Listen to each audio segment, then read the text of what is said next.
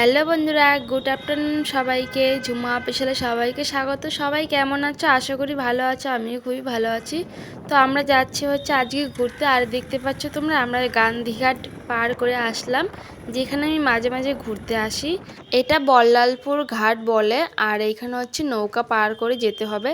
আর আমি এই 10 বছর পর মনে হচ্ছে নৌকায় উঠবো আজকে।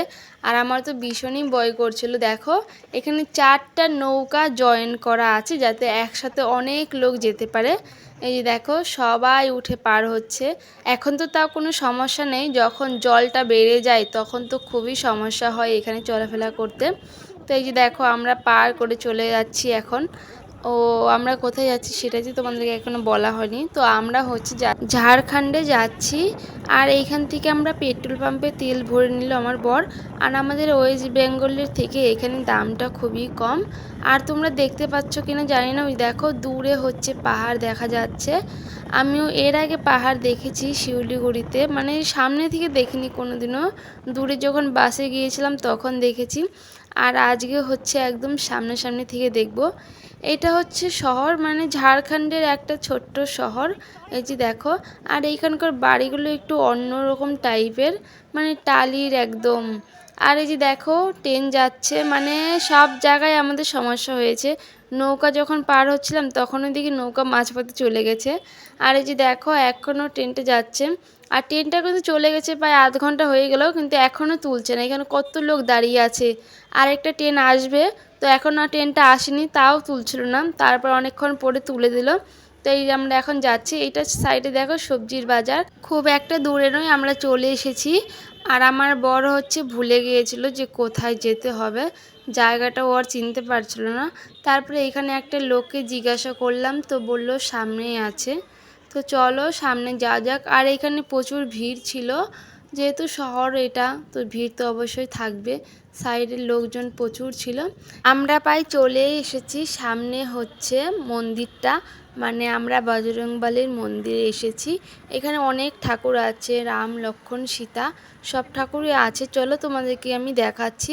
আর এই যে দেখো, এখানে বাইকটা পার্কিং করতে হবে। ওই যে দেখো, লোকটি ওইখানে বসে আছে। আগে যখন আমরা বোর্ড এসেছিলো তখন নাকি বাইক পার্কিং করার জায়গা ছিল না, ও ওইখান থেকে উঠে নিয়ে চলে গেছিলো। তো এখন তো পার্কিং হচ্ছে, তো এখানে আমাদের এখন হেঁটে যেতে হবে। আর হাঁটতে গিয়ে তো মানে প্রচুর কষ্ট হয়েছে। এইটুকু পাহাড়ে উঠতে গিয়ে আমাদের মানে হালুয়া টাইট হয়ে গেছে। তো বড় পাহাড়ে যে কী করে উঠবো আমিও জানি না। ফাইনালি আমরা চলে এসেছি। এই যে দেখো, এটা হচ্ছে পাহাড়ের চূড়ায় মন্দিরটা আছে। বড় হচ্ছে টিকিট করে নিল, বাইকটা এখানে রাখলো। তো চলো এখন যাওয়া যাক। अभी हम जा रहे हैं बजरंगबली मंदिर पे। अभी हमको उठना पड़ रहा है पहाड़ के ऊपर, और इस पहाड़ के ऊपर ही है बजरंगबली मंदिर। हाँ, ये भी मंदिर है। वही देखो पहाड़ ऊपर एक आ गया है बजरंगबली मंदिर पे। चल पड़े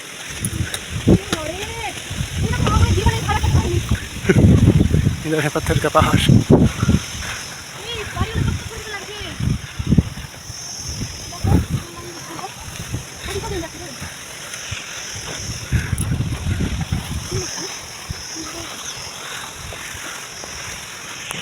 আমার বর তো এইটুকু উঠতে গিয়ে একদম হাঁপিয়ে গেল।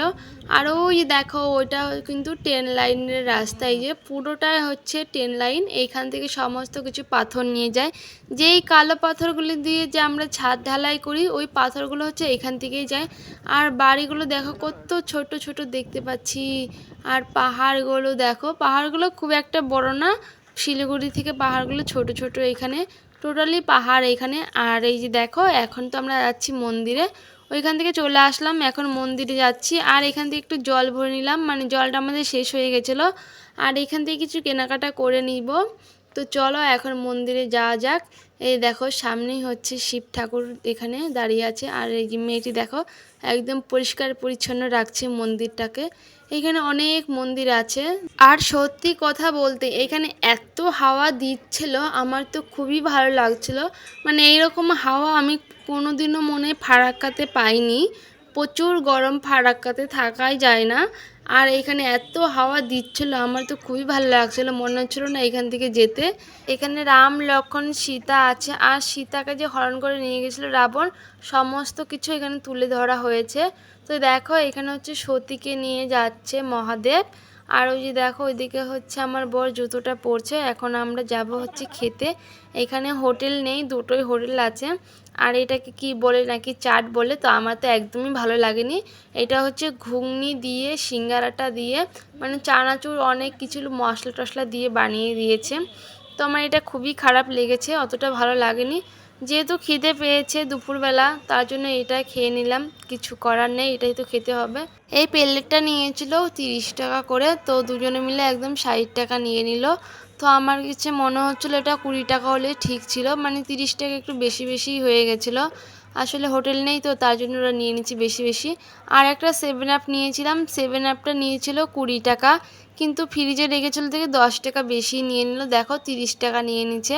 আর আমাদের ওইখানে এটা মানে 5 টাকা নেয় ফ্রিজ চার্জ, কিন্তু এখানে দেখো 5 টাকা বেশি নিয়ে নিল। তো আমাদের ঘোরা টোরা শেষ, এখন তো যাচ্ছি আমরা বাড়িতে। আমরা এখানে অনেকক্ষণ ছিলাম, মানে খুবই মজা করলাম। তোমরা এইখানে এসেছো কিনা অবশ্যই আমাকে কমেন্ট করে বলবে, আর না আসলেও বলবে। আর যদি না গিয়ে থাকো তাহলে অবশ্যই তোমরা যাবে। আর দেখো যাওয়ার সময় ট্রেন, আসার সময়ও ট্রেন, তো ট্রেনে ফেসে গেছি।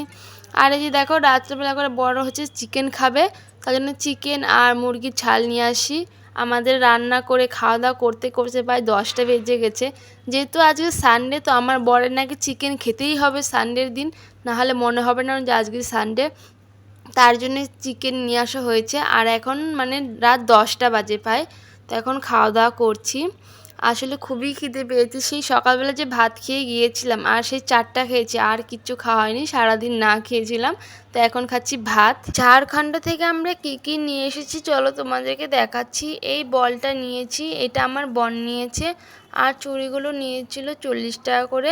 এই চুড়িগুলো আমার ভালো লাগছিল, মাঝখানে স্টোন বসানো ছিল। আর বলটা নিয়েছি 20 টাকা করে। আমাদের এখানে কেমন দাম সেটা আমি জানি না। আর এই দেখো সিঁদুর কৌটোটা নিয়েছি, এটা নিয়েছি 10 টাকা করে। আর তোমরা যদি যেতে চাও অবশ্যই যেতে পারো।